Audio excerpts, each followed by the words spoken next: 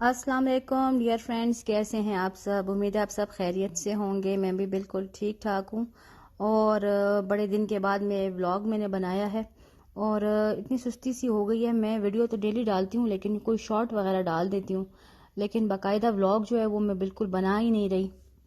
تو کافی عرصہ گزر گیا، تو میں نے کہا چلو آج ایک ولاگ بنا لیتی ہوں، اپنے فرینڈس کے ساتھ گپ شپ بھی چل جائے گی۔ تو یہ جی بریک فاسٹ بن رہا ہے بچوں کے لیے۔ 7 بجے کا ٹائم ہے، میں 6:45 اٹھ جاتی ہوں۔ بچوں کے پہلے فجر کے لیے اٹھنا پڑتا ہے 5 بجے، پھر تھوڑی سی دیر میں لیٹ جاتی ہوں، پھر 6:45 اٹھتی ہوں۔ بس اس کے بعد ہی ابھی میں ناشتہ بنا رہی ہوں، اور یہ فروزن پراٹھے ہیں میرے پاس۔ آج آٹا گوندا ہوا نہیں تھا، تو میں نے فروزن پراٹھے نکال لیے، کیونکہ پیکٹ لیا ہوا تھا۔ میں نے کہا چلو اس کو بھی یوٹیلائز کر لیتے ہیں، تو میں ابھی فروزن پراٹھے بنا رہی ہوں۔ تو زیادہ میرے بچے ناشتہ پسند نہیں کرتے، لیکن پھر بھی میں تھوڑا بہت بنا لیتی ہوں، اور چھوٹی بیٹی کو تو میں زبردستی کھلاتی ہوں، کیونکہ ابھی تو وہ مطلب بڑھنے کے ایج پہ ہیں۔ اگر ابھی سے میں اس کے کھانے پر توجہ نہ دی تو وہ قد پھر ہائٹ بڑھنے میں بچوں کی کافی پرابلم ہو جاتی ہے۔ تو اس کے لنچ باکس کے لیے میں نے ایک پراٹھا رکھ دوں گی اور شامی رکھ دوں گی۔ کھانے میں وہ بہت زیادہ مجھے تنگ کرتی ہے، اس کو کچھ بھی پسند نہیں آتا۔ اور یہ شامی کباب بہت ہی مزے کے بنے تھے۔ اس کی ریسیپی میں نے میرے خیال میں لاسٹ ویک شیئر کی تھی، ضرور آپ بنائیے گا۔ اور شامی کباب تیار بنے ہونا تو ہمیں بریک فاسٹ ہو، چاہے لنچ ہو، ڈنر ہو، شام ٹی ٹائم میں ہر وقت آپ شامی کباب کا استعمال کر سکتے ہیں۔ بس گھر میں ایک چیز پڑی ہونی چاہیے۔ جب میری کھانسی سن رہے ہیں نا، تو یہ مجھے بس ساری زندگی کھانسی ضرور ہوتی ہے۔ یہ کھانسی ایسی مصیبت ہے جو میرے گلے کے ساتھ چپکی ہوئی ہے، مجھے سمجھ نہیں آتی کیا مسئلہ ہے، اور ایسی ہلکی ہلکی کھانسی مجھے تھرو آؤٹ دا ایئر چلتی رہتی ہے۔ بس یہ الحمدللہ اب میرا بریک فاسٹ ریڈی ہو گیا۔ ابھی تقریباً 7-10 بج جاتے ہیں مجھے ناشتہ بناتے بناتے۔ پھر میں کمرے میں جاتی ہوں، پھر بچوں کو اٹھا کر، تو آج میں نے ماش کی دال بنا لی تھی، لیکن میرے ہسبینڈ نے کہا کہ چلیں ہم آج باہر چلتے ہیں، کیونکہ یہ جمعے کا دن تھا تو بچے جلدی آ جاتے ہیں۔ تو پھر ہم نکل گئے باہر، اور ہم نے تھوڑے سے تکیے کھا لیے۔ یہ میں اور میرے ہسبینڈ کھا رہے ہیں، بچوں کو ہم نے پیچھے دے دیا تھا۔ اور یہ پشاور میں ملتا ہے، چوک یادگار میں بہت مشہور فالودہ ہے، تو وہ مطلب بہت زیادہ مشہور ہے، تو وہاں سے ہم نے پھر فالودہ بھی کھا لیا۔ ہر چیزیں میں آدھا آدھا کھاتی ہوں، مجھ سے پوری نہیں کھائی جاتی، یہ بھی میں نے آدھا ہی کھایا تھا۔ اور فالودہ کھانے کے بعد میری بیٹی کا کون بھی کھانا تھا، اور یہ کون دیکھیں کتنی خوفناک شکل کا ہے، لیکن ذائقہ کہہ رہی تھی اچھا ہے۔ تو یہ صدر سے ہم نے پھر کون لیا، اور موسم بھی بڑا اچھا مزے کا تھا، تو ہم گھومتے گھماتے بس پھر یہ سٹی سائڈ پر ہم نے ٹکے کھائے، اور ابھی ہم یونیورسٹی روڈ پر ہیں، اور ابھی پھر ہم جائیں گے ہائپر مال، وہاں سے مجھے گروسری شاپنگ کرنی ہے۔ ہاں، گروسری شاپنگ اکٹھی میں کرنے کو پریفر کرتی ہوں نا، تھوڑی تھوڑی چیز تو میں کبھی بھی منگوانا پسند نہیں کرتی۔ اور یہ ہائپر مال اچھا ہے، یہاں پر سب چیزیں اکٹھی مل جاتی ہیں، فروٹس، ویجیٹیبلز اور میٹ اور دالیں وغیرہ، مسالے۔ اور میرے نا ایسا مسئلہ ہے کہ مجھے چیزیں بھول جاتی ہیں، تو جو چیزیں مال میں جا کر سامنے نظر آتی ہیں بندہ وہ لیتا رہتا ہے، ویسے مجھ سے کوئی نہ کوئی چیز ضرور بھول جاتی ہے۔ تو اس وجہ سے مال کو میں پریفر کرتی ہوں کہ ضرور میں جاؤں، اور وہاں سے پھر جو چیز اکثر رہ جاتی ہے، مطلب بیکنگ پاؤڈر، بیکنگ سوڈا، اس طرح کی چھوٹی موٹی چیزیں ہوتی ہیں۔ اچھا، یہاں پر گوشت کی کوالٹی بہت اچھی تھی، بون لیس گوشت تھا، اور 750 روپیز کے جی تھا بون لیس گوشت، تو وہ میں نے لیا۔ قیمہ بھی لیا، دیکھیں آپ گوشت بہت ہی فریش پڑا ہوا تھا۔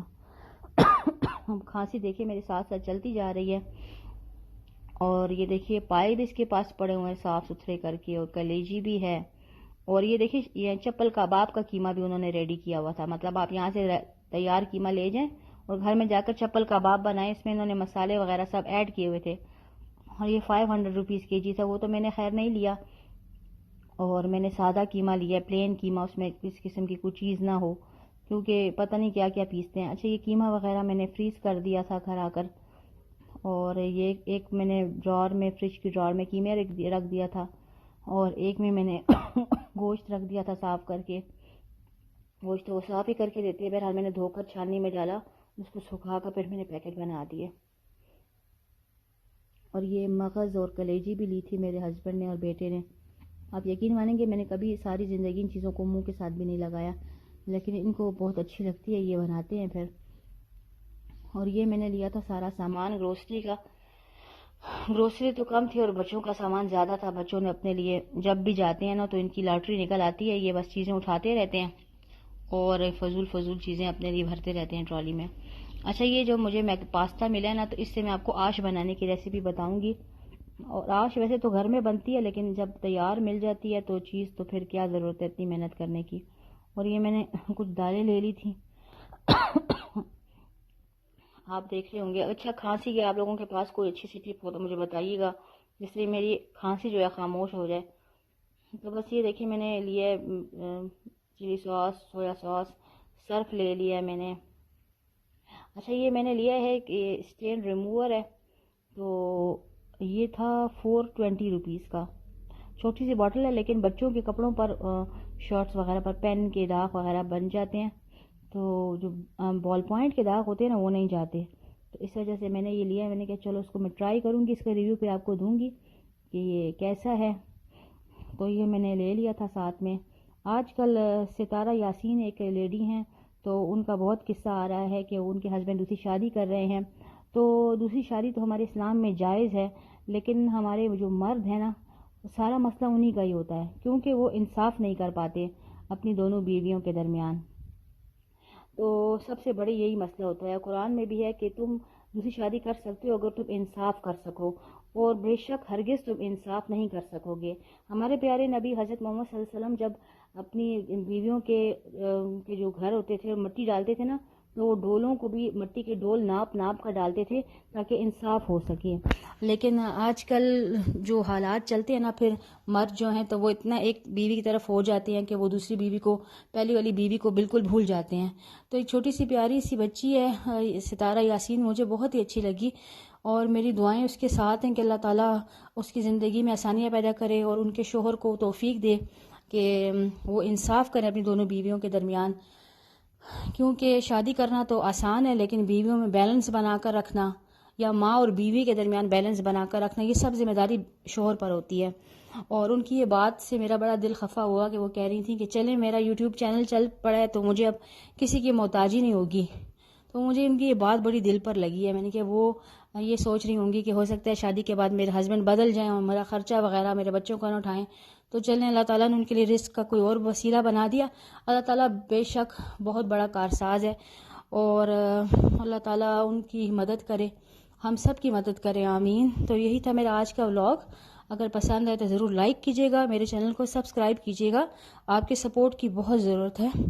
اور ستارہ یاسین کو بھی دعا میں یاد رکھیے, ہماری بہن لگتی ہے کہ اللہ تعالیٰ اس کی زندگی کی بھی تمام مسائل حل کر دیں. انشاءاللہ اگلی ولاگ میں پھر آپ کے ساتھ ملوں گی, تب تک کے لیے اللہ حافظ.